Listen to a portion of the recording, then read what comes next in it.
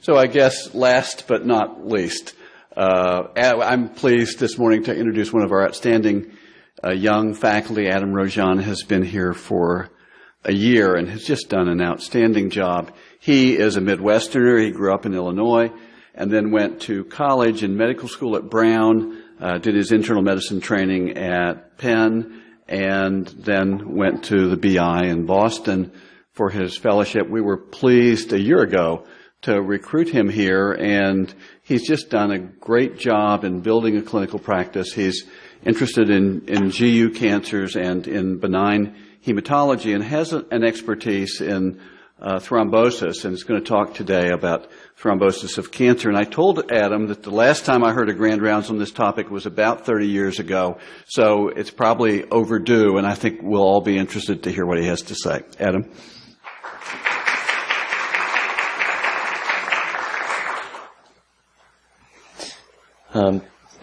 Thank you for that. Let me just turn this thing on. Again, I just wanted to thank you for the opportunity to speak today. What I wanted to cover was some aspects of cancer-associated thrombosis. In this talk, I'd like to discuss mechanisms of hypercoagulability in cancer, review risk assessment in cancer-associated venous thromboembolism, and review venous thromboembolism prophylaxis and treatment in cancer patients. I actually do have a little bit of history about this, which is, just to give a little bit of perspective, cancer-associated thrombosis has been recognized as a problem for many years. This is Armand Trousseau, who was a French physician in the 1800s and died about 150 years ago. He was the physician-in-chief to the Hôtel Dieu, and he made a number of contributions to medicine and has several different things named after him, not least of which are Trousseau's sign of hypocalcemic tetany, and probably more relevant to this, Trousseau's syndrome.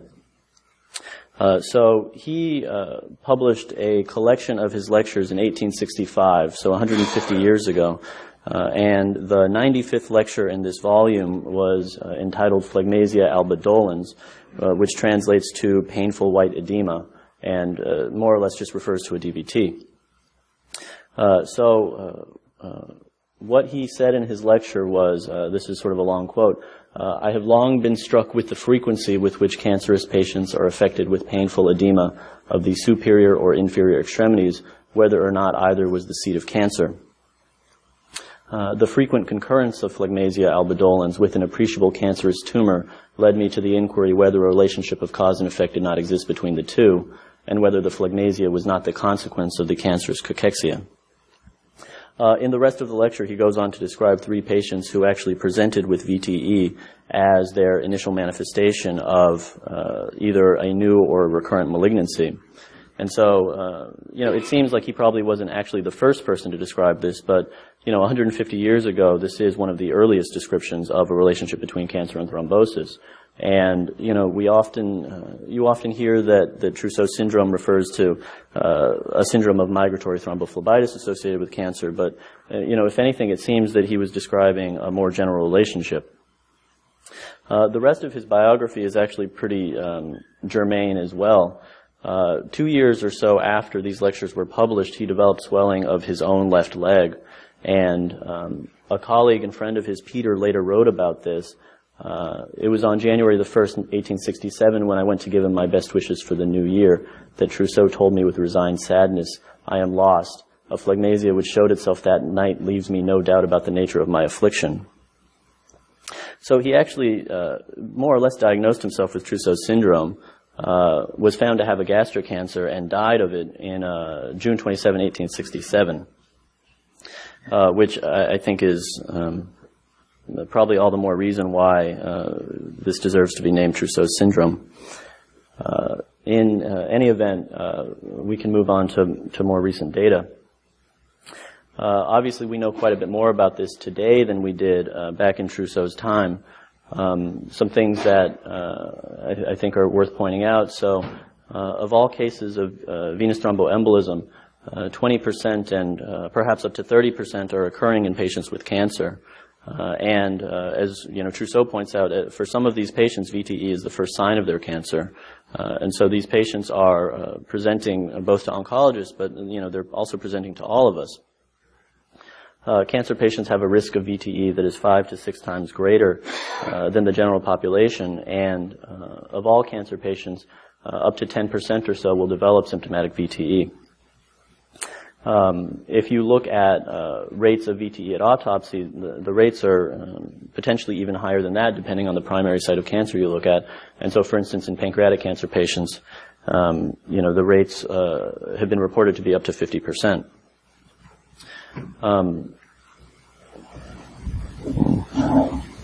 Let's see what's happening there.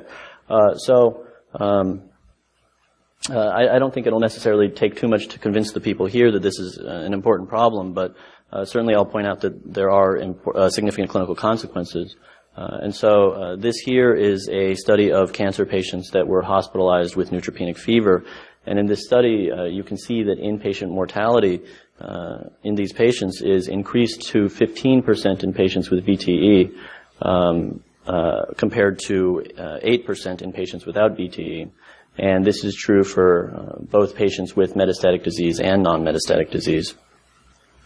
Obviously, some of these deaths are occurring because of VTE.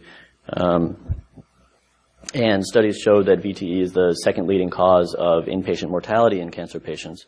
But clearly this is not sort of totally cause and effect, and VTE is also acting as a marker for other comorbidities and general health status. That having been said, the increased mortality that we see in the inpatient setting also carries over to sort of post-hospitalization as well. This is pretty old data from the 80s and the 90s, but shows that the probability of death within 6 months of initial hospitalization was in the top bar here, up to 94% among those with DVT-PE and malignant disease, versus somewhere around 40% with malignant disease alone, and numbers less than that for DVT-PE only and non-malignant disease. Also, I think that the importance of VTE as a cause of death may be somewhat underappreciated. In one study, treating physicians attributed VTE to be the cause of death in about 3.5% of their patients, with cancer progression being the leading cause of death assigned. But again, this may actually be an underestimate, at least when compared to autopsy studies, which have shown somewhere in the neighborhood of an 8 to 20% rate of PE as the cause of death in our patients. In terms of trends over time, we know that the incidence of VTE, or at least the diagnosis of VTE in cancer patients, seems to be rising. And this is data from Europe and I believe the UK, where you can see that in 1997, the incidence of VTE was roughly 10 per 1,000 person years. And over time, that rate seems to have risen, and in 2006, it's something closer to 20 per 1,000 person years. You can come up with any number of reasons why this may be occurring. I think one thing is likely that as our treatments have hopefully become more effective, a greater proportion of these patients are living with advanced disease, and that's a risk factor for VTE.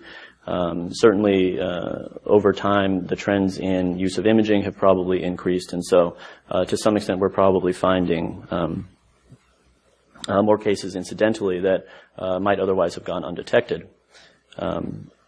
Even if that's the case, I think that these incidental clots or these asymptomatic clots may have some relevance.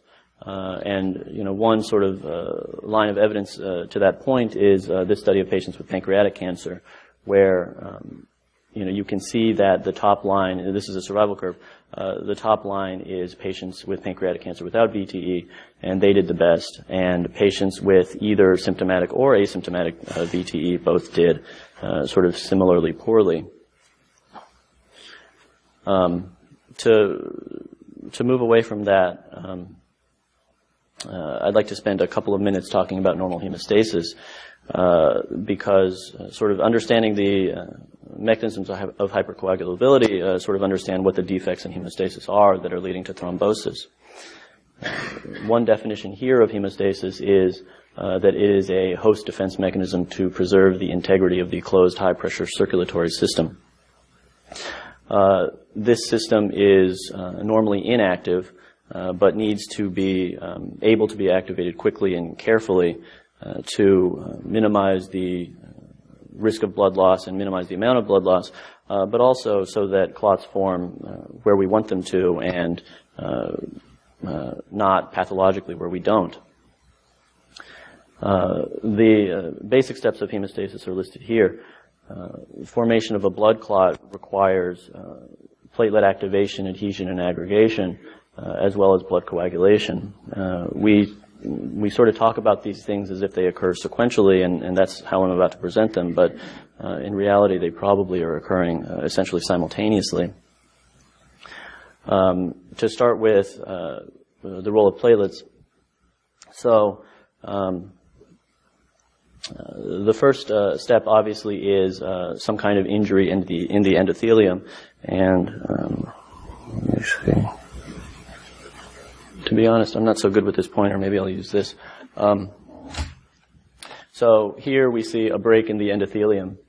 Here, which exposes subendothelial factors like collagen and like von Willebrand factor. Platelets have receptors that are able to adhere to these subendothelial components, and in so doing they become activated. This activation leads to conformational changes in other surface proteins, including glycoprotein 2b3a, and that allows that glycoprotein to bind fibrinogen and von Willebrand factor, shown here in the bottom part of this top figure. In the second figure, what you can see are what you see essentially is platelet aggregation and formation of a platelet plug, where activated platelets then become cross-linked through these interactions with fibrinogen and von Willebrand factor. In terms of blood coagulation involves, I think, as we know, the sequential activation of proteases that ultimately result in the generation of thrombin and fibrin. And so this is initiated by the exposure of tissue factor, again after vessel injury, because tissue factor is sort of also expressed subendothelially in the adventitia in fibroblasts and in the media in smooth muscle cells. The intrinsic or the contact pathway is important for propagation of coagulation, but is not necessarily required for initiation of coagulation. Sort of a hopefully relatively simplified model of that is shown here. As I said, vessel injury exposes tissue factor subendothelially, and tissue factor complexes with activated factor 7A, which is actually present in low levels in the circulation on the surface of phospholipid membranes. And this complex of tissue factor and factor 7A forms the extrinsic tenase complex, which causes activation of factor 10, which is shown here in the middle, to factor 10 to factor 10A. And that subsequently goes on to complex with factor 5A on, again, surface of phospholipid membranes to form prothrombinase. Prothrombinase causes the conversion of prothrombin to thrombin, and that generates that results in the generation of fibrin from fibrinogen. Aside from activating factor 10, the extrinsic 10ase complex is also able to activate factor 9. Activated factor 9 is relevant insofar as it complexes with activated factor 8, and this forms the intrinsic 10ase complex, which also can lead to the formation of factor 10 and then ultimately thrombin and fibrin. And we know that the intrinsic 10ase complex is actually 50 or 100 times more efficient in this process than the extrinsic 10ase complex.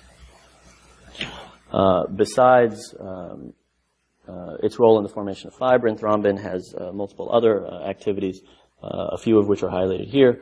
One of them, and this includes activation of factors 5, 8, and 11. Just sort of one more time with a different diagram. On the left is platelet activation here. and essentially circulating platelets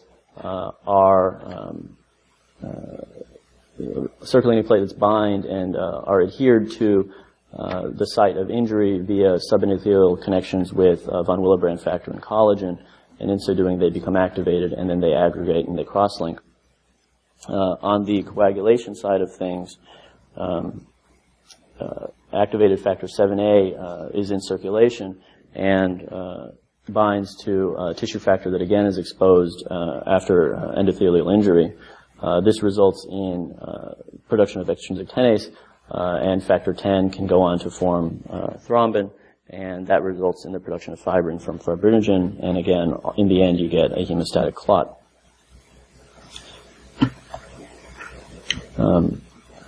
With that sort of covered in at least a little bit, I think we can start to go over a few of the proposed mechanisms of hypercoagulability in cancer. This is also a little bit simplified, but broadly speaking, there are sort of multiple pathways that are of interest here.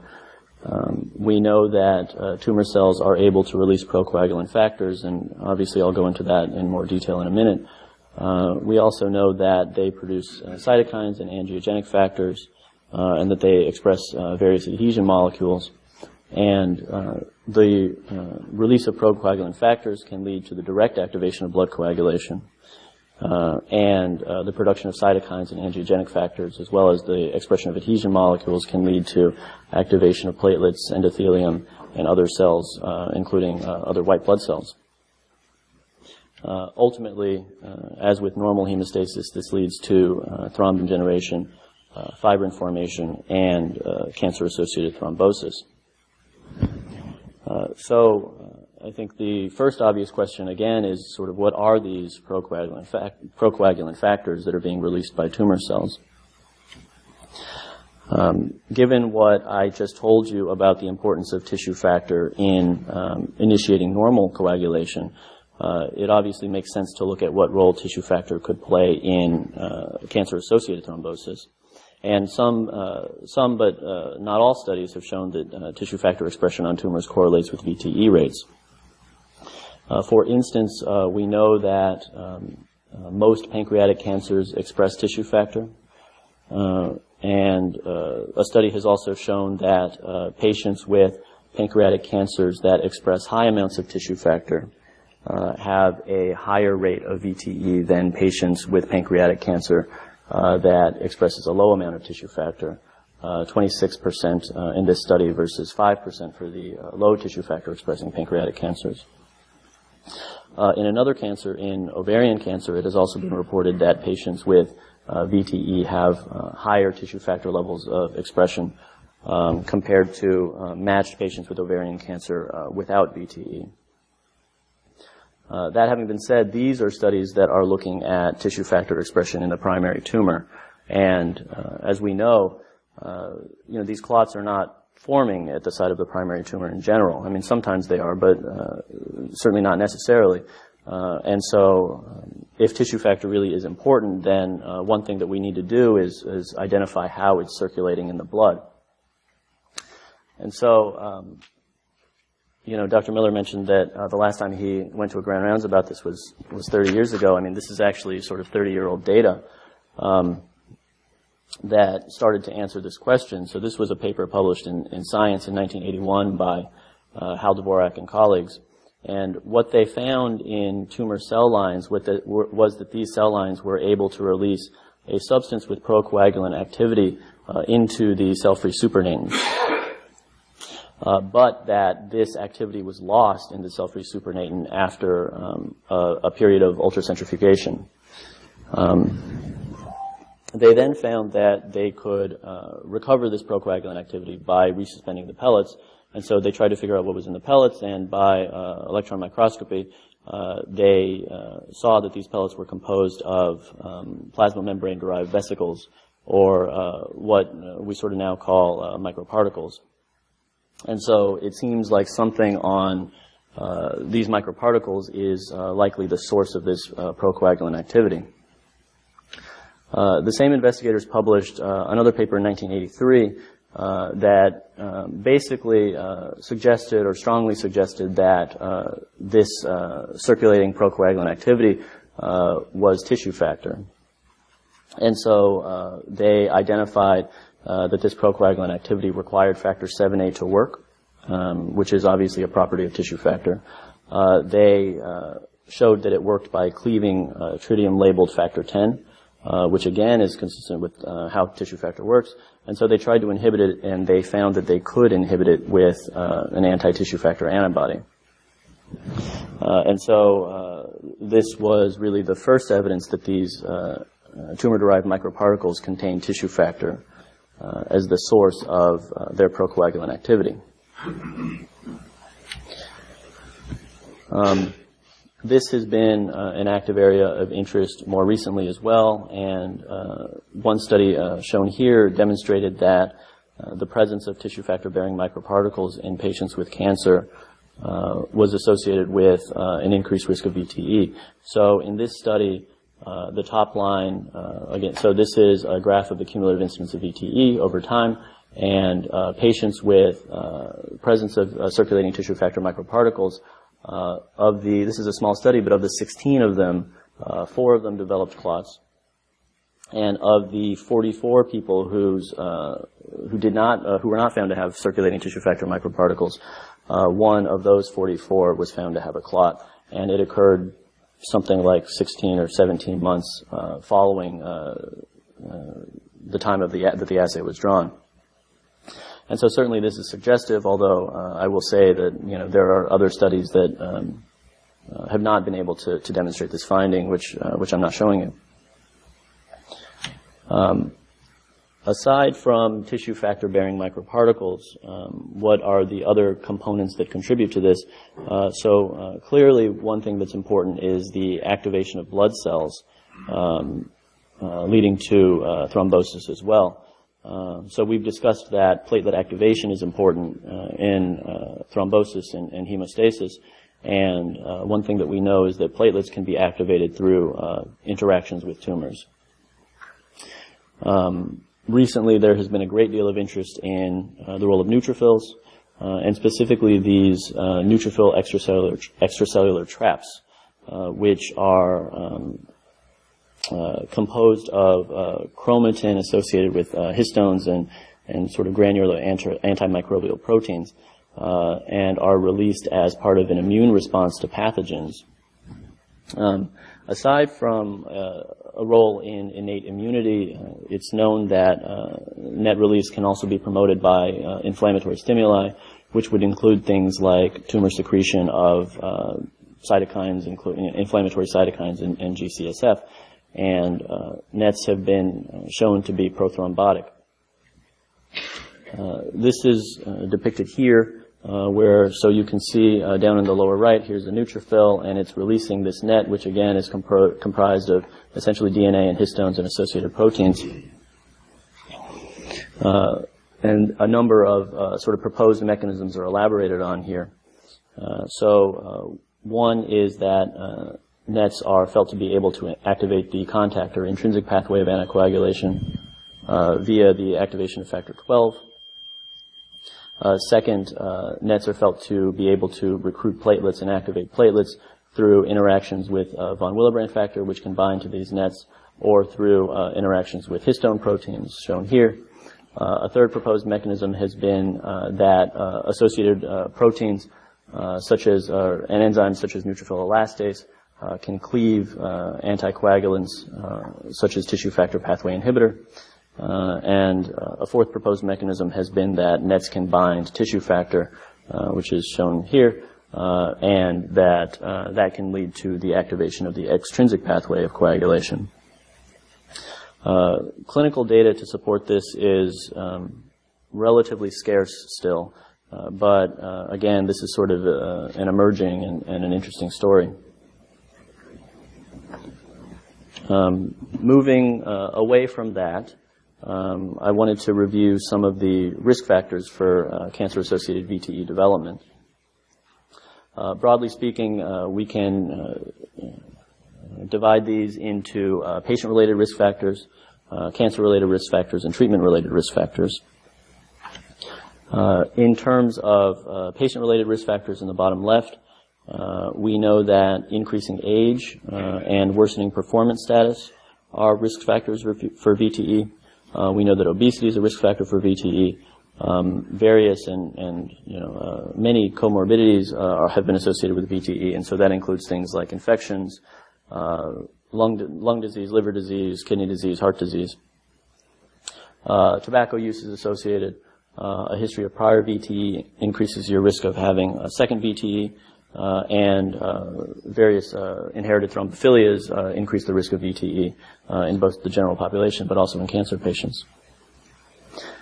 In terms of treatment-related factors, there are a variety of these as well. So obviously we know that hospital stays increase your risk of VTE. We know that having surgery, and particularly sort of major abdominal type surgeries, can increase your risk. Many of the actual treatments that we give are prothrombotic, so that includes conventional chemotherapies like the platinum agents. That includes hormonal therapies or anti-hormonal therapies like tamoxifen. It includes anti-angiogenic agents like bevacizumab, and certain drugs that we use in myeloma as well. And a lot of our patients have central lines, and that clearly can also increase their risk.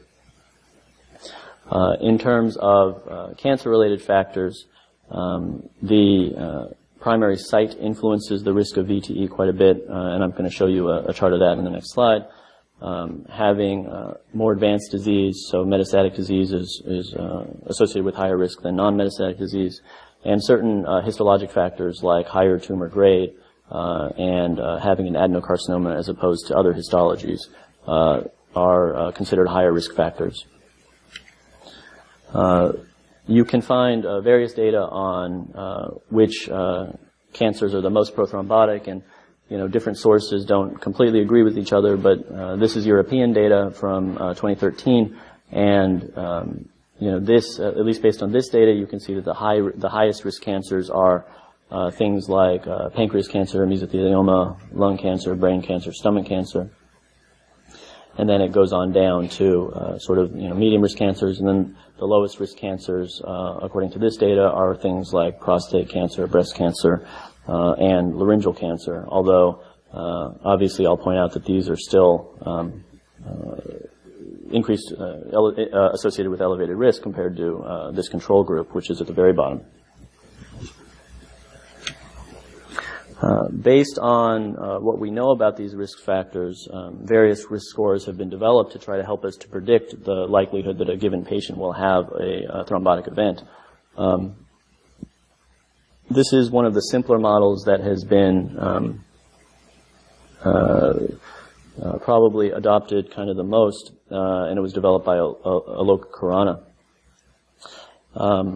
It's really a pretty simple risk model, and you only need to know a few things about the patient to be able to score this, to be able to score them.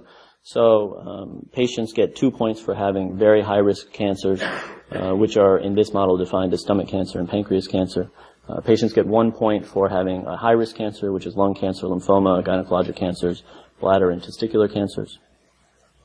And then you get various points based on your pre-chemotherapy CBC. And so having thrombocytosis gets you a point.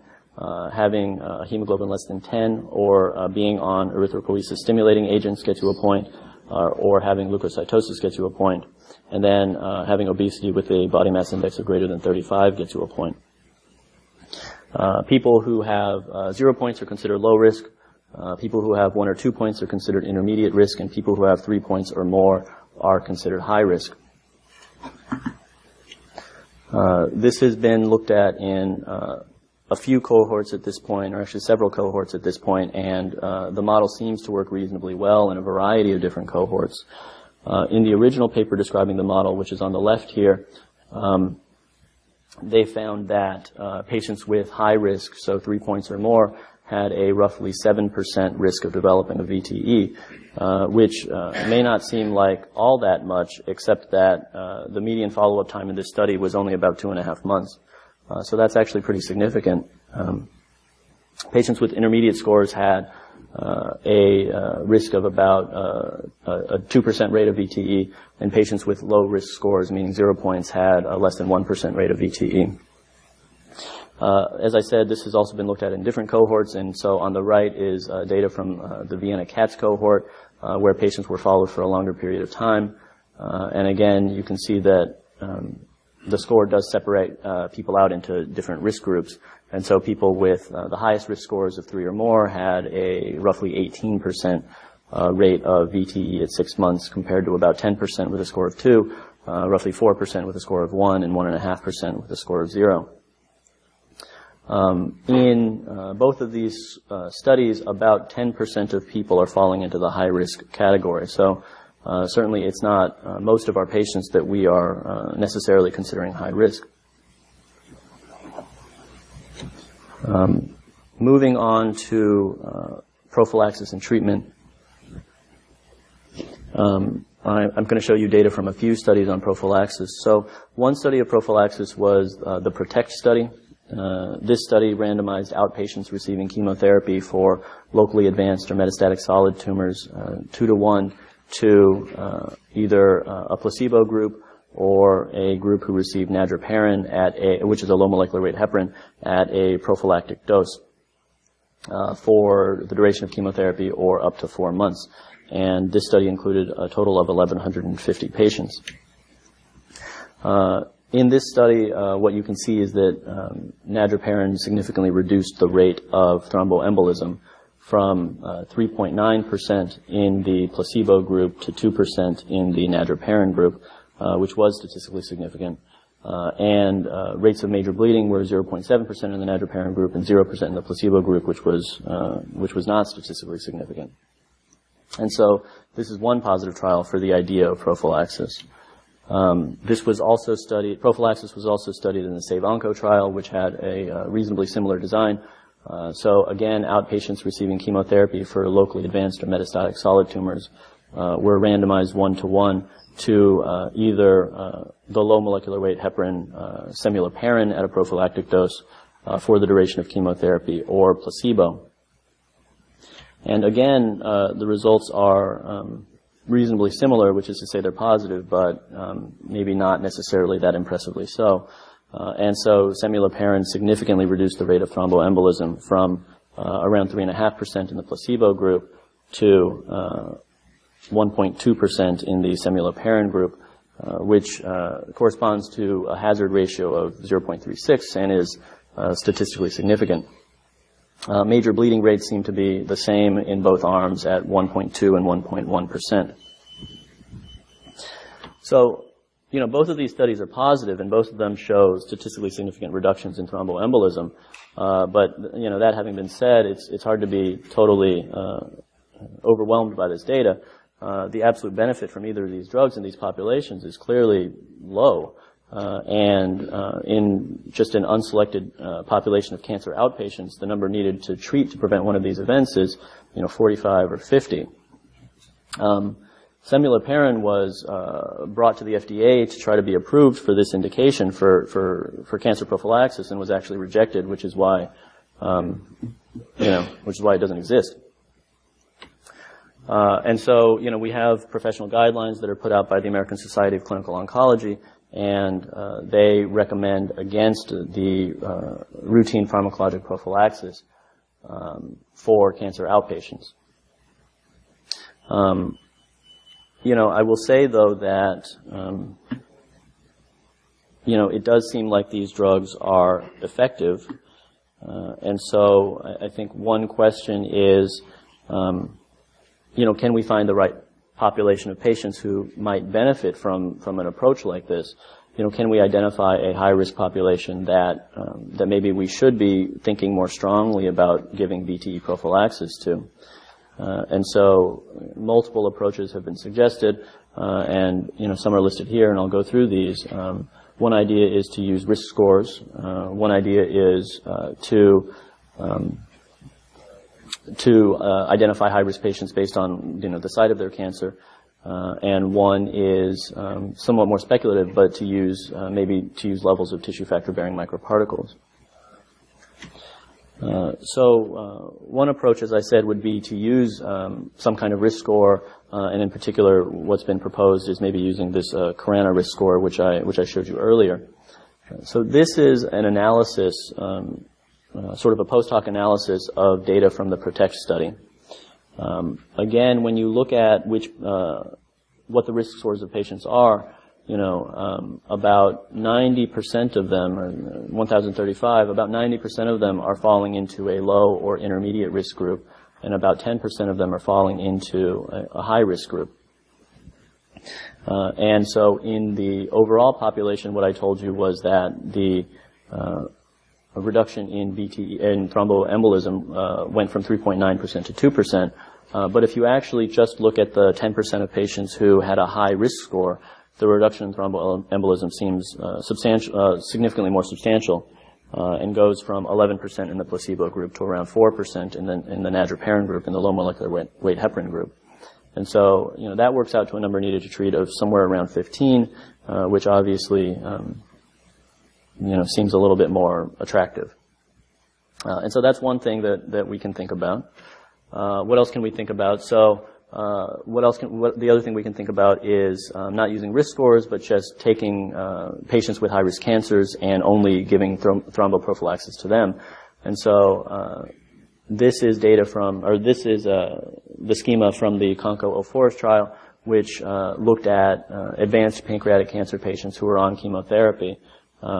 Depending on their performance status and their creatinine, they got one of two regimens, which is not totally important to this discussion. But these patients who were given chemotherapy were randomized to either enoxaparin, which you'll see here is at a dose of 1 mg per kg per day, so sort of an intermediate dose of enoxaparin, or to observation. And then they were followed for the development of symptomatic VTE. And this is their outcome data from this. So the panel on the left shows the cumulative incidence of symptomatic VTE. And in the observation arm, this was 15%.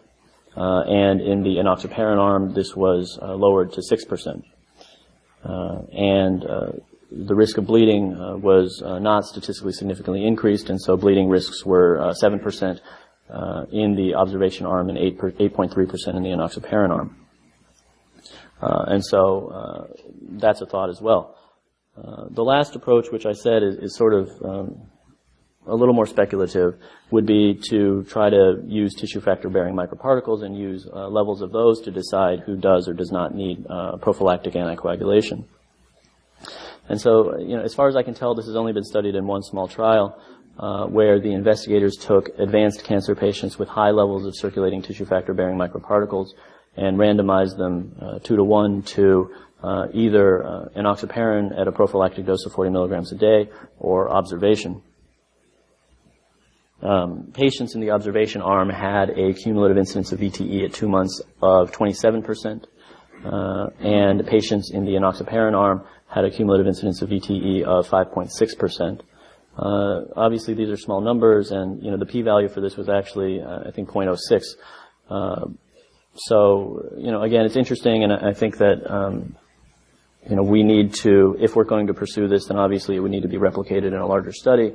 And the other issue is that there actually is not a standardized way right now to measure tissue factor-bearing microparticles, and so certainly we would need that as well. But I think it's an interesting idea. So, while I told you that the recommendations are against the use of routine prophylaxis in our patients, they do sort of add this note that based on limited randomized controlled trial data, that we can consider low molecular weight heparin prophylaxis on a case-by-case basis in highly selected outpatients with solid tumors receiving chemotherapy. And then they sort of add this caveat that consideration should be accompanied by a discussion about the uncertainty concerning benefits and harms, as well as the dose and duration of prophylaxis in this setting, because in these studies use different doses. Well, I mean, exactly, these studies use different doses and durations, and it's really not totally clear how long you would continue prophylaxis. Although I think one obvious thought would be for the duration of chemotherapy.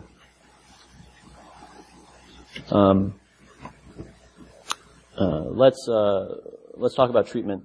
So the most important trial regarding treatment of cancer-associated clots was the CLOT trial.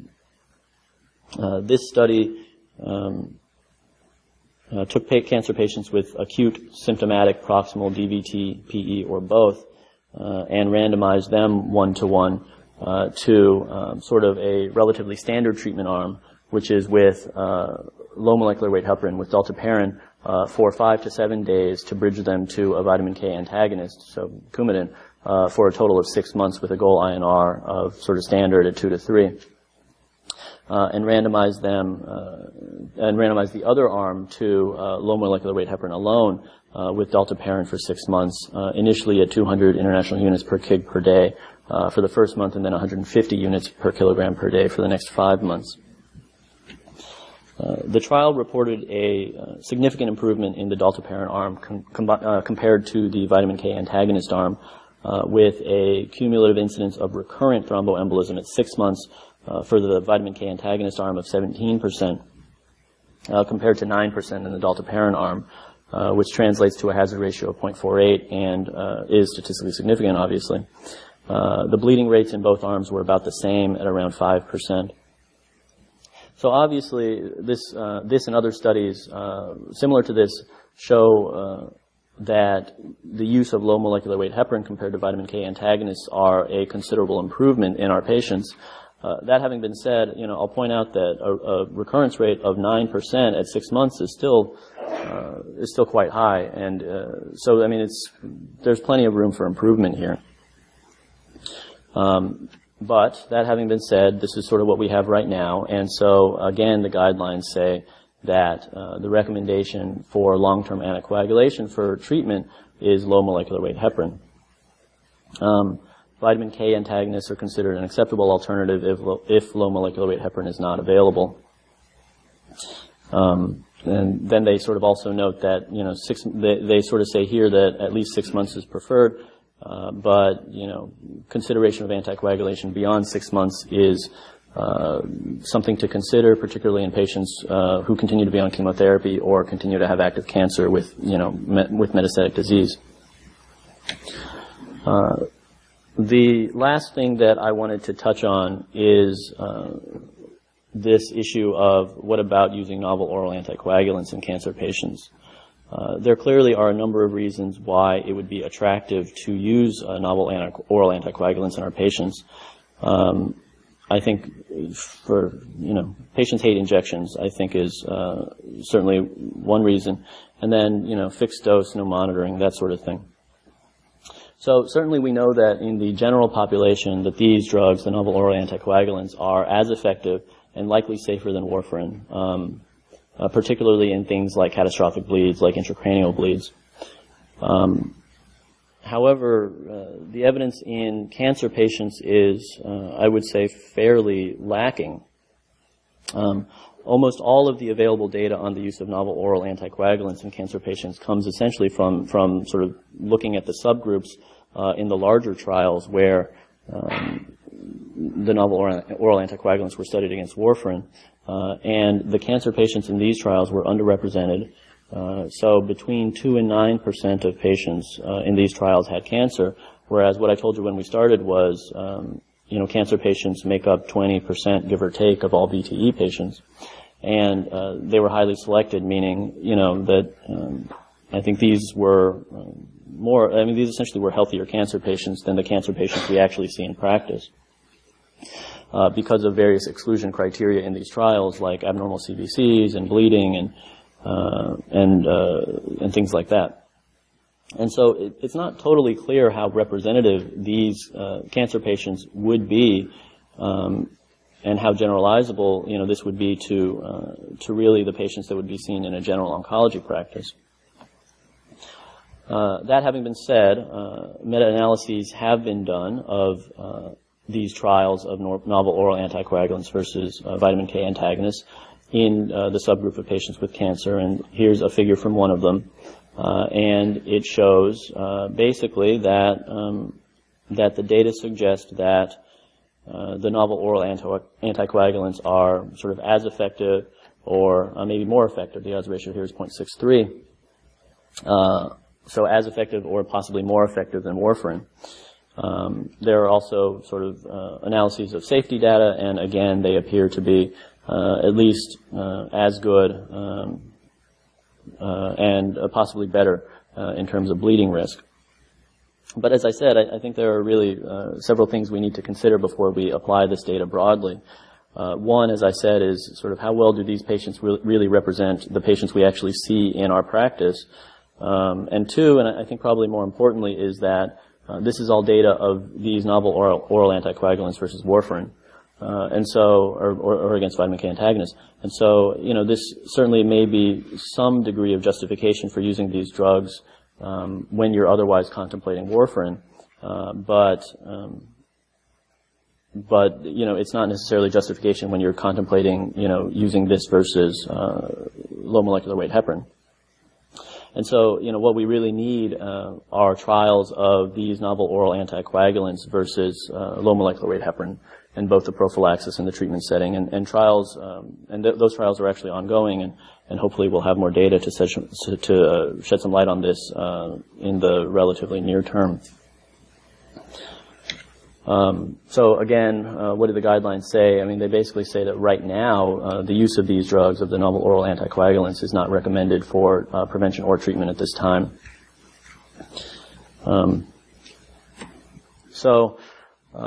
In conclusion, hopefully we have reviewed some of these alterations in hemostasis that increase thrombosis risk in cancer patients, and have reviewed some of these risk factors, both cancer-related, treatment-related, and patient-related, that can be used to predict VTE risk, and have been incorporated into validated risk scores, which might potentially be used to identify a higher risk population for use of pharmacologic prophylaxis.